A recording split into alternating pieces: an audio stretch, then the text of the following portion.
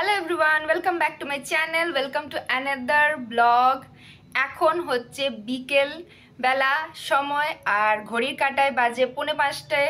আর এখন আমি সুদীপ্ত, ঈশা আর আমাদের কিছু ফ্রেন্ডসরা মিলে যাচ্ছি এক জায়গায় বেড়াতে।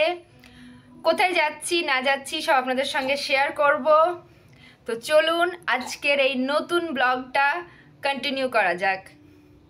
এখন আমরা সবাই রেডি হয়ে গেছি, অপেক্ষা করছি আমাদের ফ্রেন্ডসদের। তারা রেডি হয়ে তারা আমাদেরকে কল করবে, তারপর আমরা বেরোবো এখান থেকে। তো চলুন ব্লগটা কন্টিনিউ করি। আমরা অ্যাকচুয়ালি যেখানে যাচ্ছি সেটা একটা ট্যুরিস্ট স্পট বলতে পারেন। ওটার নাম হচ্ছে ব্রহ্মব্যাস সরোবর। এটা যাজপুরেই আছে আর ওটা এখনো আন্ডার কনস্ট্রাকশন, কিন্তু ভাবলাম যখন এখানে এসেইছি তখন একটু জায়গাটা দেখে আসি। তো এবার আমরা পৌঁছে গেছি। এটা দেখতেই পাচ্ছেন, এটা আন্ডার কনস্ট্রাকশন এখনো পর্যন্ত। প্রচুর বড় জায়গা নিয়ে এটা করা হয়েছে আর সাথে এর ভিতরে একটা জলপ্রপাতও আছে। এই দেখুন, সামনে গেলে আরো ভালো করে বুঝতে পারবেন। তো এটার স্টোরিটা আপনাদেরকে বলি। এটার নাম ব্রহ্মব্যাস সরোবর এই জন্যেই, তার কারণ হচ্ছে এখানে ঋষি ব্যাসের কিছু স্মৃতি আছে। আর যে মহাভারতের এপিসোড যেটা ছিল, যেখানে ভীম দুর্যোধনকে বধ করেছিল, সেটা কিন্তু এখানেই হয়েছে। পরে দেখাচ্ছি আপনাদেরকে জায়গাটা, তাহলে বুঝতে পারবেন। তার আগে দেখিয়ে দিই আরেকবার। এই দেখুন, এখানে এখন পালাপালি চলছে ঈশা কার কোলে জাগবে, কাকর না বাবার। তো চলুন এবারে আমি আপনাদেরকে নিয়ে যাচ্ছি সেই জায়গায়।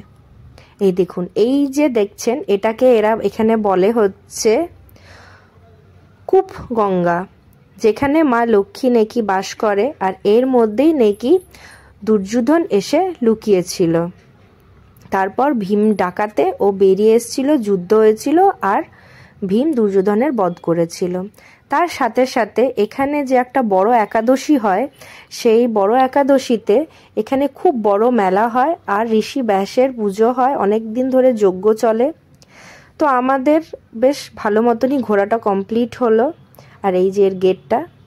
আর এবার দেখাই, বাইরেই আছে ঋষি ব্যাসের একটা বড় স্ট্যাচু।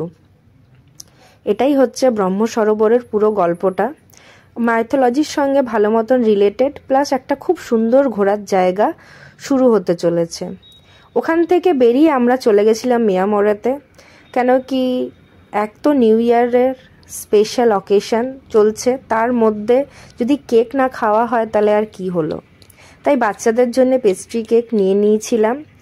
আর আমি আর পিউ, মানে হচ্ছে আমার বান্ধবী, আমাদের আবার কেক বা পেস্ট্রি বা স্ন্যাক্সের দিকে লোভ নয়, আমাদের লোভটা ছিল ফুচকার দিকে। তাই তারপরে আমরা ওখান থেকে চলে গেছিলাম ফুচকার দিকে। তো আজকের জন্য এইটুকুই, টাটা বাই।